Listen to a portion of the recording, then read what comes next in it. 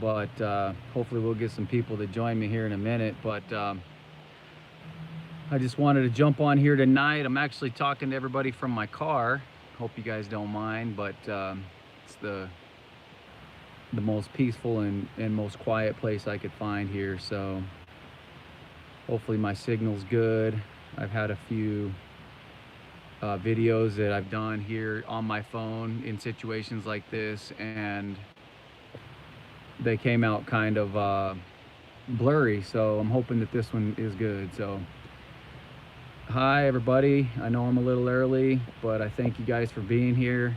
It's so good to see you. It's nice to be able to put together an impromptu live and have so many people show up. You guys are amazing. Thank you for being my friend, my friends, my family, my supporters. You guys are amazing, and it's cool to be able to do this and to get together with you guys when at the drop of a hat, when I have an idea and stuff like that. So hi Tyson from Sydney, Australia. I'm seeing a bunch of people jump on here from all over the world. There are so many people across this world who are following the Suzanne Morphew case, and it's pretty exciting. You know, I'm glad to be a part of it. I'm glad that you guys are a part of it. Together, we have done so much for this case, and I've just done a little small portion of it. You know, you guys are the ones that get out there and dig and do all the, you know, the legwork from your computers, from your homes, and I just do lives every once in a while and go out and put my boots on the ground. That's really all I do. So you guys, kudos to you. But hi from Western Australia, Dawn Marie, thank you for calling me a rock star. You guys are great. So anyway, what I wanted to kind of start out with tonight is I had a chance to look over the affidavit in the Barry Morphew case, and there were some things that I wanted to talk about from the affidavit. Kentucky, Oklahoma, strawberry wine. Should I wait just a couple more minutes and say hi to everybody and let some more people get here? Teresa Turner. But what I want to talk about, guys, is going to come directly from the affidavit. I haven't had a chance to get on here and discuss it too much, but there were some things that really stood out to me. If you guys remember, I did a video a while back, and I don't go back and watch my videos, so I can't remember it, you know, perfectly, but I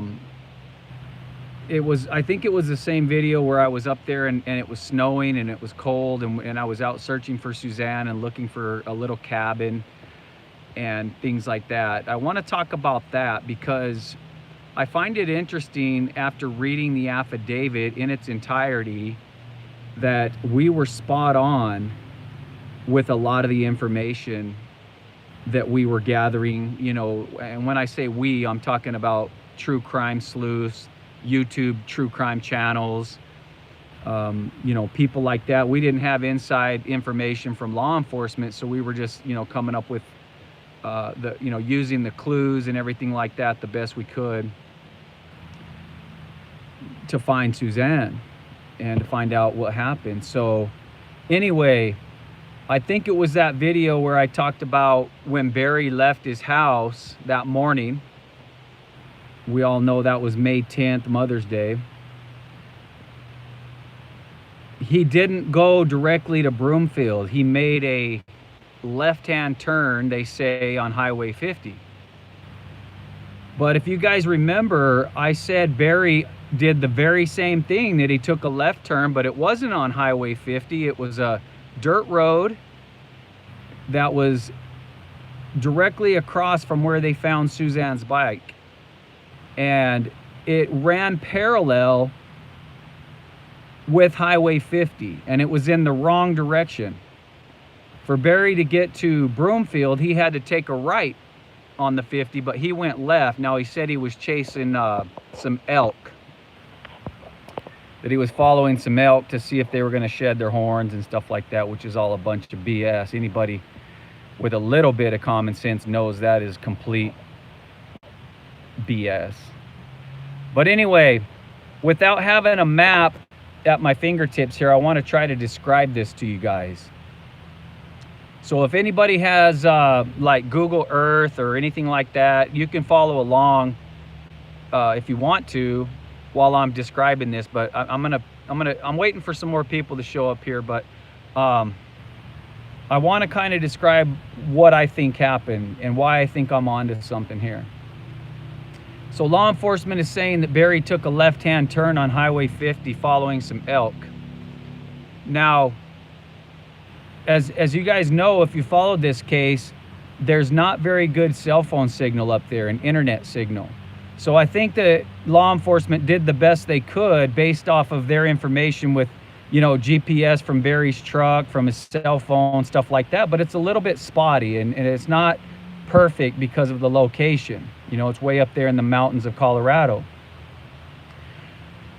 So I think that they assume that he took a left on Highway 50, but I'm going to stand by what I said from the beginning. I think Barry took that side road, which is just barely below Highway 50, and it's a dirt road, and it goes up, and I want you to imagine this in your mind. It goes up for about 1/4 of a mile, and then it loops back around, and it connects with Highway 50. Okay, so you all picture that in your mind. Now, what I find interesting is they found Suzanne's helmet right at the end of that road where it connects back to Highway 50. So essentially what Barry did in my mind, and it hasn't changed, and I figured this out before the affidavit came out. He tossed the bike down the hill, and we actually saw like a real picture of Suzanne's bike. It's in the affidavit, and you can see her bike laying there. Now, based on where the bike's laying, Barry didn't have to push it very far or very hard. He just kind of, you know, chucked it, and it didn't go down and hit the tree like I thought it was going to. It just kind of stuck. It was just kind of stuck like 3/4 of the way down the hill. The officer said the front brake was locked up, but there was no spokes that were bent on the front tire, which, you know, they would have been probably more than likely. Had there been the weight of a person on that bike, there would have been bent spokes and things like that. So none of it made sense. But anyway, after he threw the bike down the hill, he turned left and he went down the dirt road because he wanted to remain undetected by other, you know, passenger vehicles or law enforcement or whoever might have been on that road. Probably not very many people at 4 or 5 in the morning. But he went up that way, and when he got to the end, that's where they found the helmet. I think it was just on the other side of Highway 50. So whoever put it there, and I'm assuming Barry did it, they just chucked it right out of the window. Now, how many grown women do you know put their phone number and the phone number of their daughters and their husband inside of the helmet? You know, I would expect that on a child. And maybe I'm wrong. I don't know. That maybe we have some people that are going to watch this video that are like avid bikers. But for me, I thought that was kind of weird that inside of Suzanne's helmet, they found Barry's phone number, and I'm assuming Macy and Mallory's phone number as well. They were deleted from the affidavit, but it said there was a couple of other numbers in there. How suspicious.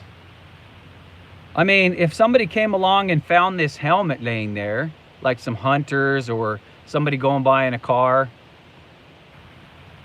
whoever put that helmet there wanted to make sure that whoever found it knew that that was Suzanne Morphew's helmet.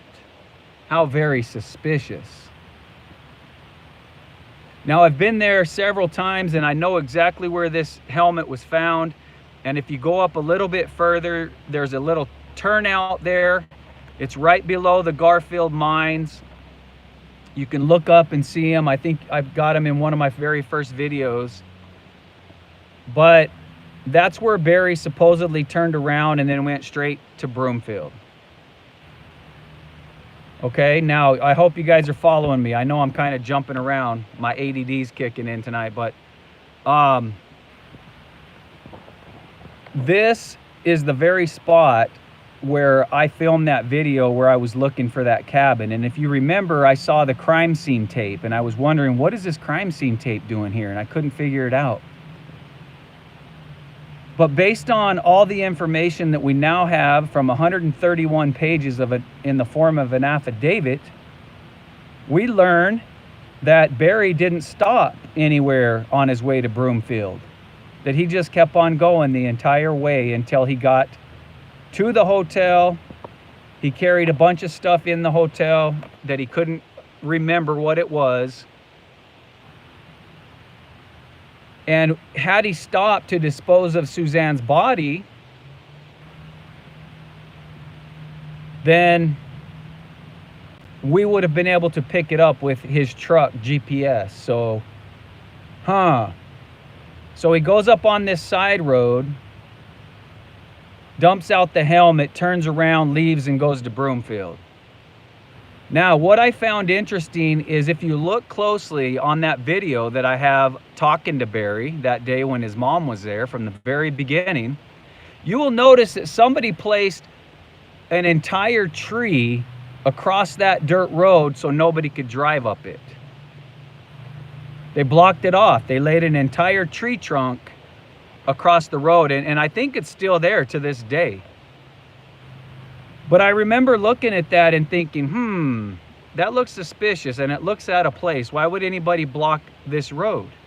But it makes perfect sense now that the affidavits come out, and somebody was trying to keep people from driving up that road. Now, why? I don't know, because it doesn't go anywhere. It's not private property. It just leads right back up to the 50. So why would anybody block that off and not want anybody to travel down it? So I got suspicious. You guys know me. I'm very curious. And so I started to investigate. So I went down into the creek area, and I wasn't 10 feet from the creek when I saw a sign up in the tree that said, "No trespassing. You will be shot. Nothing is worth your life." Let me repeat that. No trespassing. You will be shot. Nothing is worth your life. Now, when you start putting all of these things together, in my mind, it's not hard to figure out what Barry did and what he was up to at all hours of the night covering his tracks. And to me, it's not hard to figure out where law enforcement may believe that Suzanne's body is, or at least a portion of her body. And I truly believe that it's somewhere in that area. And nobody's been able to locate even a piece of it, unfortunately. But the other thing I wanted to talk about is when Suzanne was sunbathing. I guess she was laying out on the deck in a swimsuit or whatever, and she was texting Jeff Libler or whatever his name is.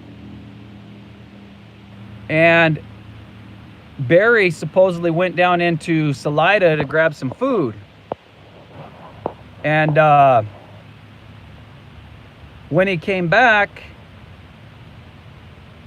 he told investigators that he was watching Suzanne. He says, "I was watching."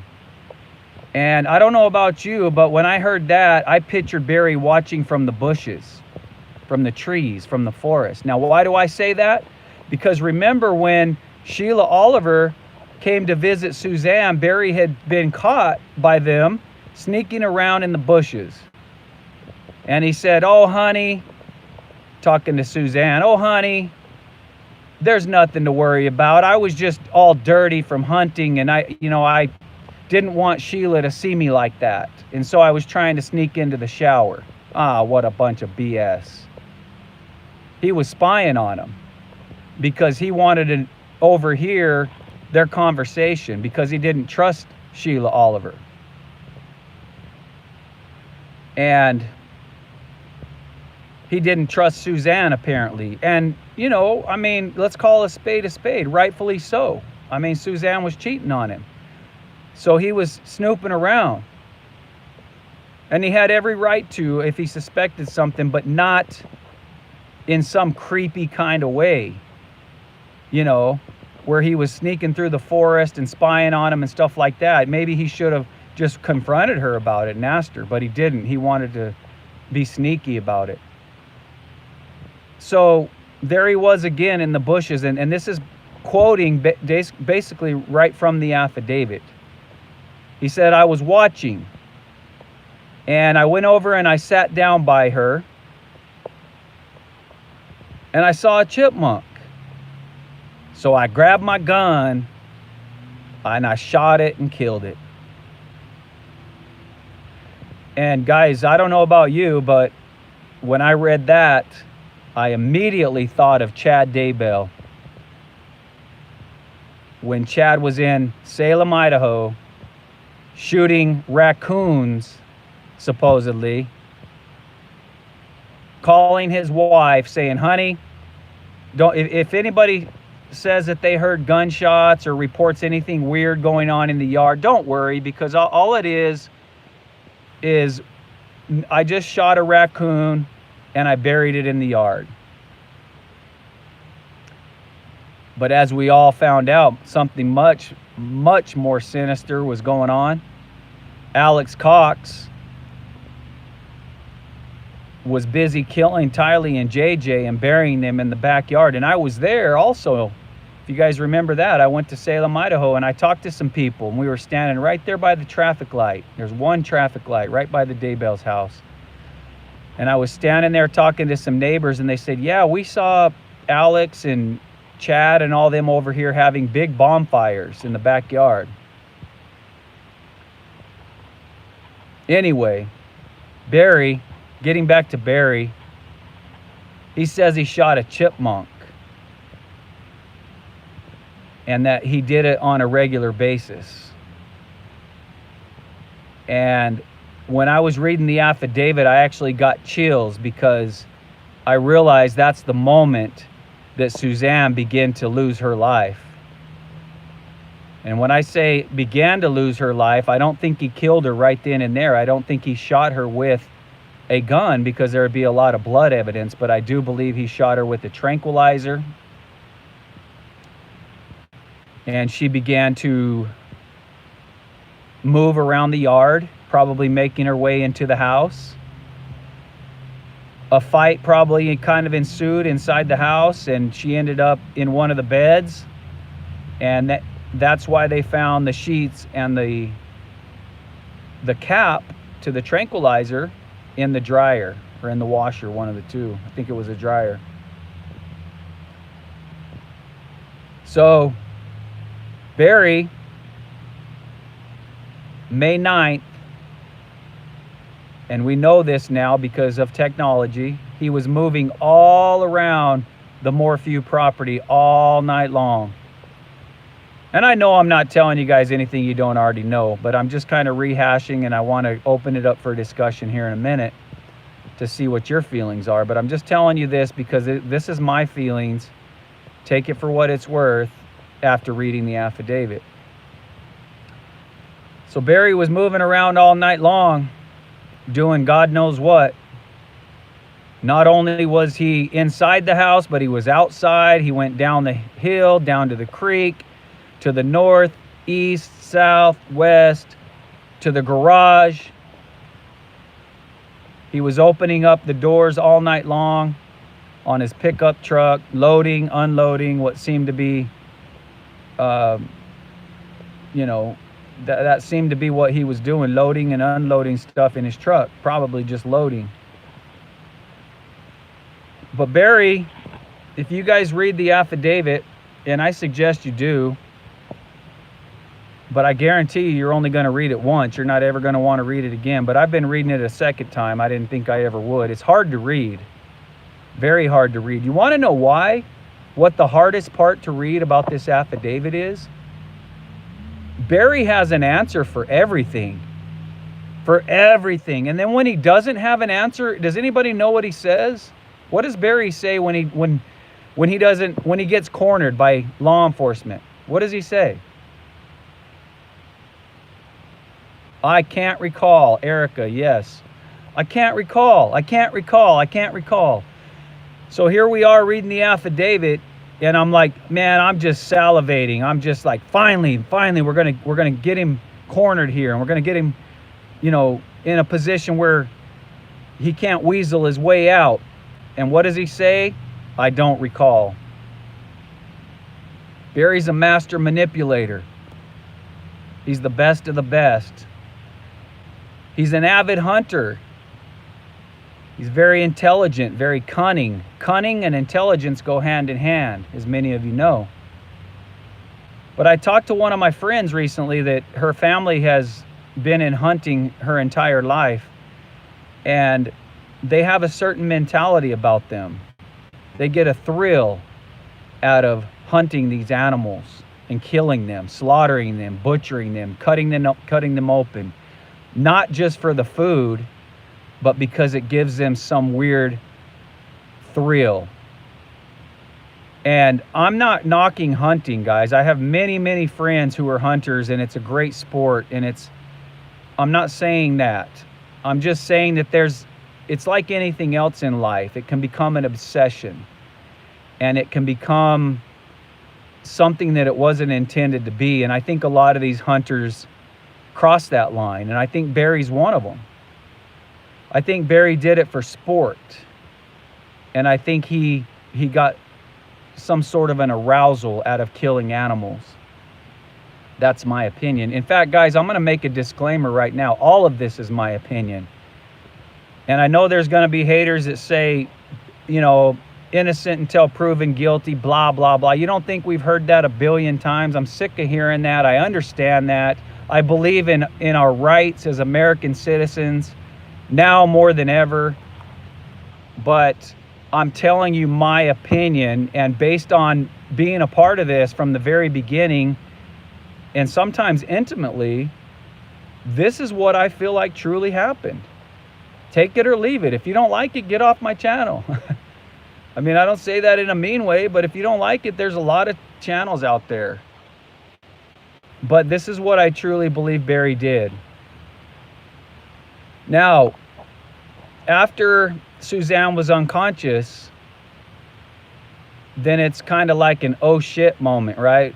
What do I do now? And so he sprung into action. And what happens in those situations, guys? I'm not reading the comments because I just want to get through this first real quick. Muscle memory. When you're scared and you're confused and you're in a hurry, muscle memory. So what has Barry done 1,000 times? He's butchered animals. He's hung them up in the trees and drained the blood out of them, and then, cut them up. And I found that burn spot next to the creek, and I found that very interesting for a lot of reasons, but one of them was because I thought that it would be a great spot for a person that's butchering an animal or something else to wash up their tools and their whatever they're using, their hands, whatever. And also when I looked up in the trees, I saw some marks on the trees. It looked like there had been some straps or chains up there recently with some weight on them. Now, after that, what happened according to the affidavit? Law enforcement looked around the garage. They said, it looks like there was some stuff here on the workbench. It's all cleared off. What was Barry's response?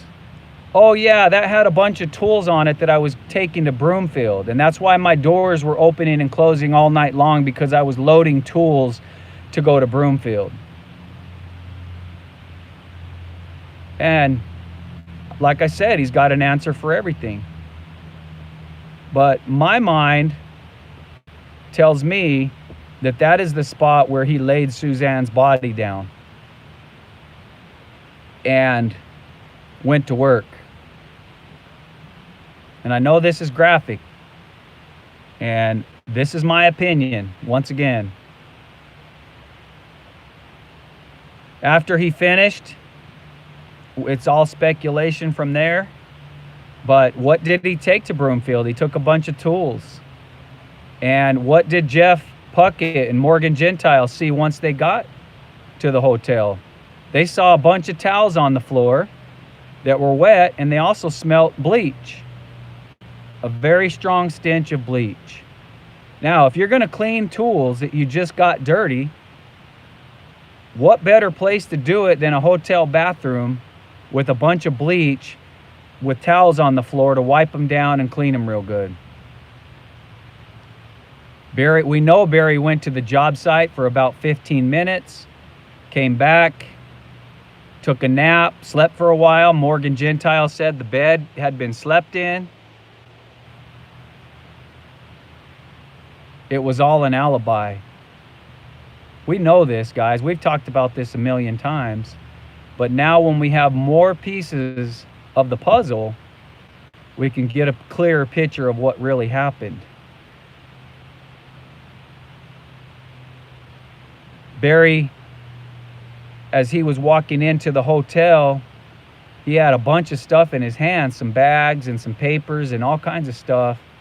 But he told law enforcement he couldn't recall what they were. And he comes out of the hotel room after being in there for a while, and he changed his shirt.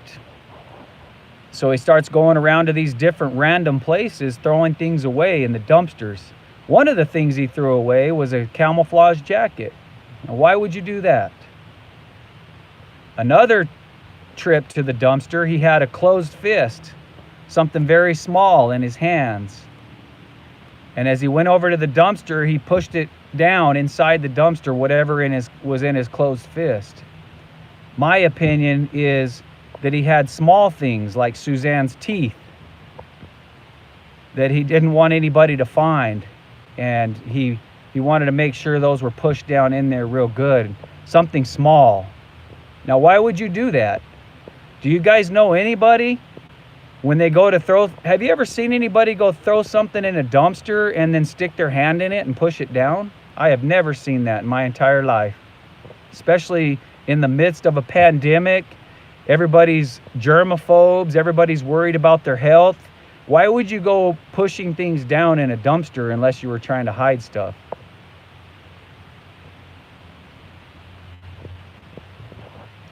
So he made these trips to these garbage cans. Very, very suspicious. Throwing things away. Oh, you know what? Don't worry about that, Mr. Grusing. That was just hamburger wrappers. And, you know, candy bar wrappers and soda cans and things like that. I was just cleaning out my truck. Don't worry. Well, as many of you know, John Grusing, the FBI agent, just retired. He's been doing this many, many years. He wasn't fooled by Barry. You know, he saw what Barry was doing. Barry was just continuing to manipulate his story based off of whatever evidence came along and whatever questions the FBI asked him. He would change his story subtly to match whatever was coming down the pike. And, you know, very, very suspicious behavior.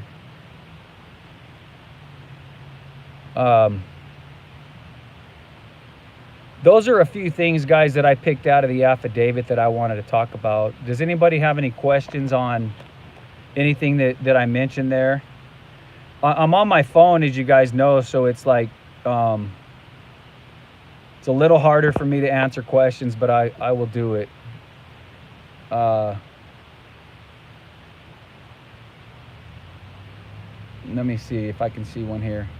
We all think you're spot on. Thank you, Fuzzy Doxy. You know, I've always followed true crime stories. Ever since I was little, I just was fascinated by true crime stories. I used to watch like Unsolved Mysteries and Rescue 911. If you guys are old like me, you'll remember those shows, but if you're young, you may not remember them. But I always had a fascination for this kind of stuff. And so it's not like I just kind of like got into this case, you know, and don't really know what I'm doing in terms of, you know, evidence and putting a puzzle together. In fact, all it really takes is common sense, right? You can just start putting the pieces together. Anybody can do it. But a lot of people have asked me in the last year or so, you know, what I was doing in Colorado when I ran into Barry. And I want to talk a little bit about that tonight. I don't know why. I just kept feeling like God was telling me to talk about this for a long time, but I kept pushing it off and pushing it off. But I really want to talk about it tonight. So just bear with me for a minute. Back in 2015, I got into a relationship with a woman from Colorado. She's from Southern Colorado. And she ended up taking my daughter, who wasn't born yet, my unborn daughter. This person that I was with found out she was pregnant, and 3 days later, she went back to Colorado and took herself and my daughter out of my life. And that's a whole nother thing, but I was truly devastated by that. And so over the years, I've made some pretty good friends in Colorado, in the Alamosa area, that kind of knew of the situation, and they were reaching out to me, and we were you know, getting to know each other and stuff like that. Well, anyways, I made some friends in the Alamosa area. And so I'd go visit every once in a while, just to kind of, you know, I'd go to Colorado because I missed my daughter so incredibly much. And this woman was keeping me from seeing my daughter. And it truly ripped my heart out. And I mean, I can't even put into words the pain that I've suffered. If you guys are parents, you'll know what I'm talking about. I mean, probably the worst pain in the world is being separated from your kids.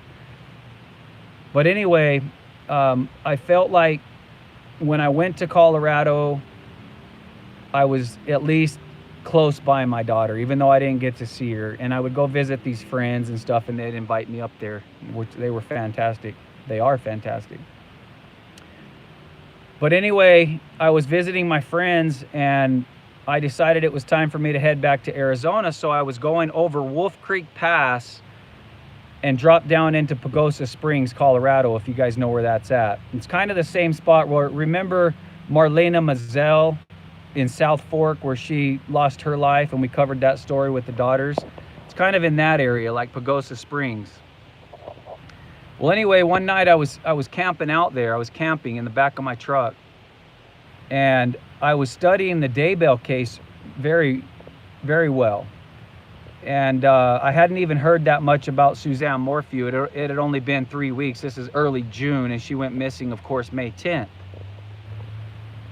And as I was laying there that night, I kind of got bored with the Daybell case, and so I said, you know what? Let me look at this other case that they're talking about, the Suzanne Morphew case.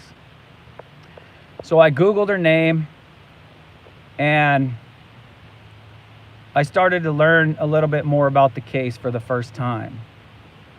And I had an overwhelming feeling come over me, a very strong, powerful feeling. And if you guys have ever had that, you'll know what I'm talking about. That said I needed to go help try to find Suzanne. And I looked again, and I said, well, where did this happen? How far away is it? I thought it was way up by Denver somewhere. And it said it was about an hour and a half away, or 2 hours maybe. I said, nah. I said, I'm not going to go because that's too far out of my way. I'm already heading back to Arizona. Well, that feeling, that overwhelming feeling, kept coming back very powerfully. And I said, well, let me sleep on it. Let me think about it overnight, and I'll see how I feel in the morning.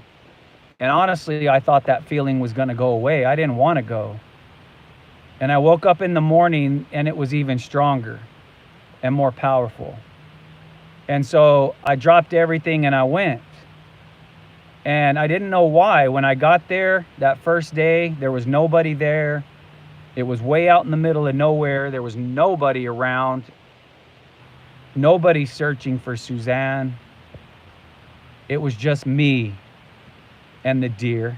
If you guys watched my video, you saw the deer and I saw moose too. I wish I would have got that on video. There's moose, beautiful country, beautiful country.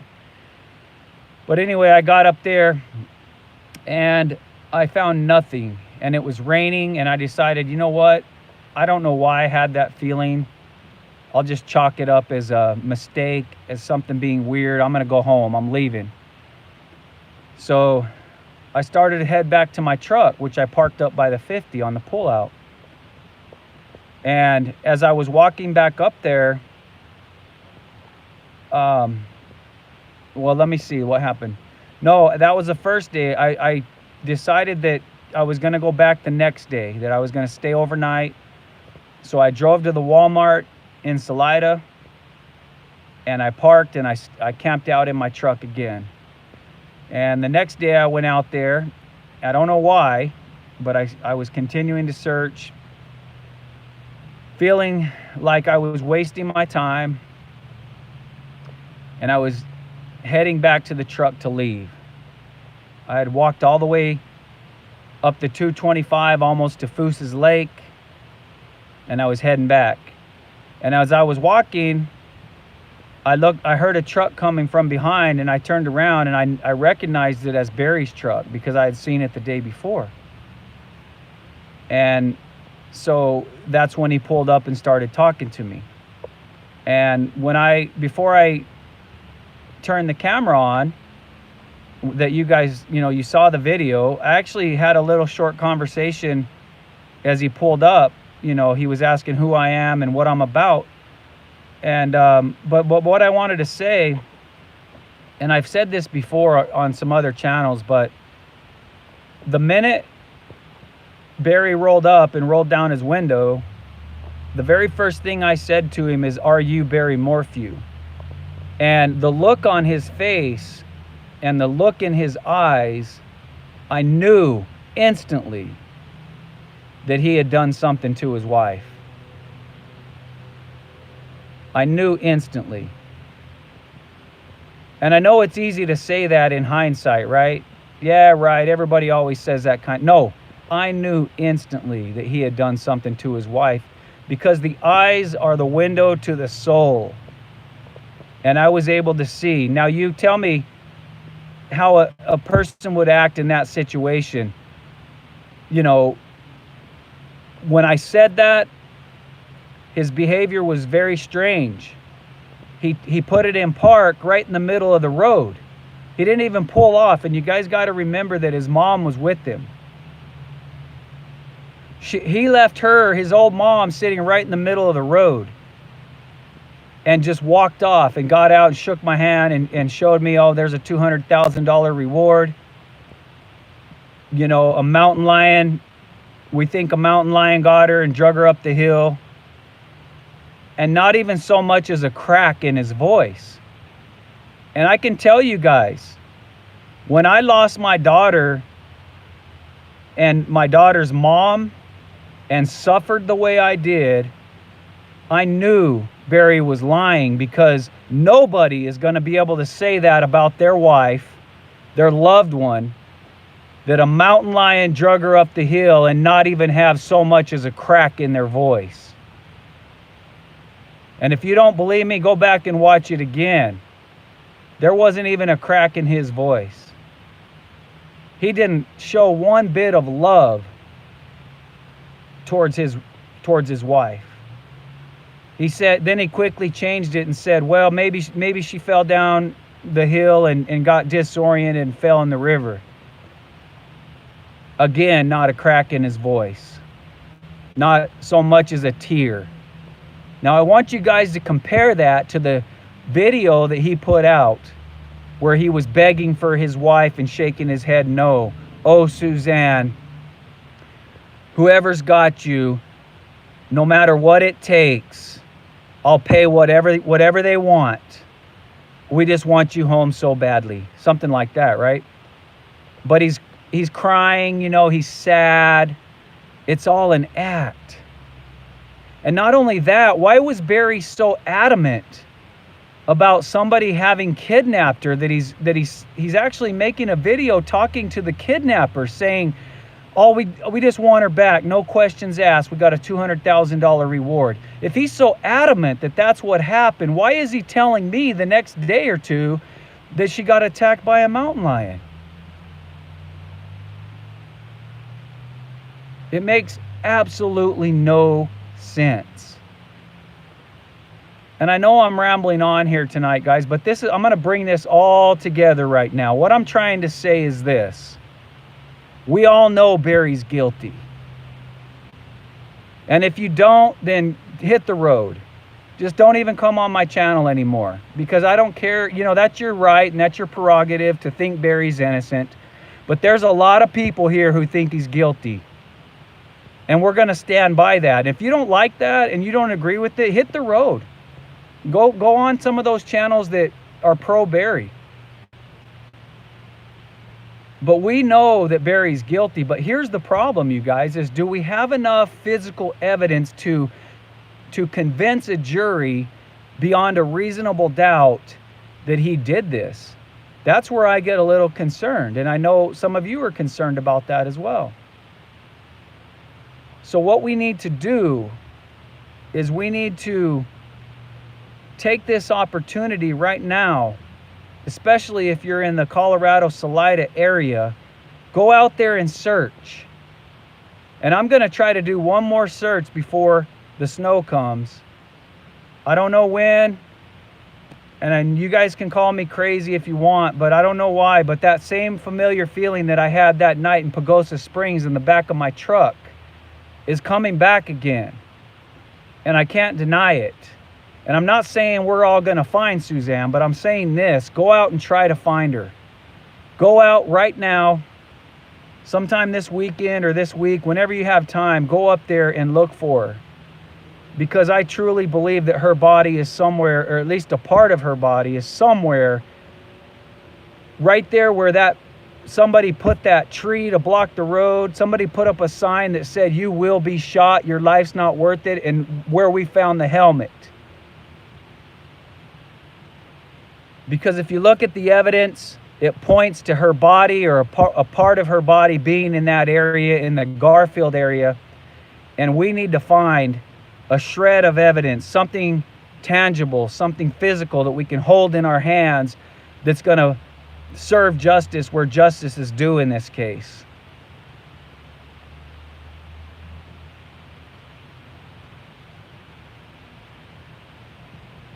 So if you guys haven't had a chance to put your boots on the ground, you people in Salida, you people in Maysville, you people in Alamosa, wherever you're at in the area, go up there and spend some time and search for Suzanne. If you have any questions of where to look, please contact me. If you want to join me in a search, I will be putting something together soon. I don't want to broadcast too much because, well, you know why.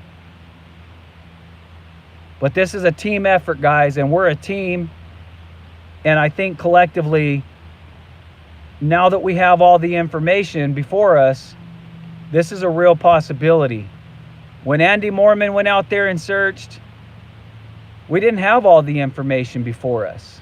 I don't know if he did. I don't know if he talked to FBI and they revealed stuff. I imagine they might have, but we've got more information now. We've got guidance. So stay with me, guys. I'm going to be putting something together soon. Barry's out there wandering around with his girlfriend, a lot of strange things going on. We're not going to be intimidated by Barry. We're not going to be intimidated by his friends, his cronies, his colleagues, whoever it is. We're not going to be intimidated. We're not going to be stopped. We've come this far. We're not giving up now. I know a lot of people jumped off of this case when they found out Suzanne was having an affair. Good riddance. See ya. Let whoever doesn't have the first sin whoever doesn't have a sin cast the first stone.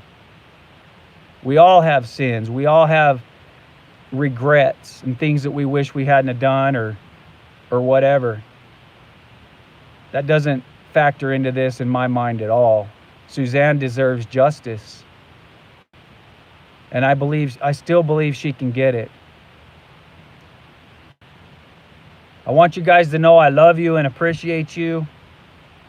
You guys have stuck with me since day one. You've believed me.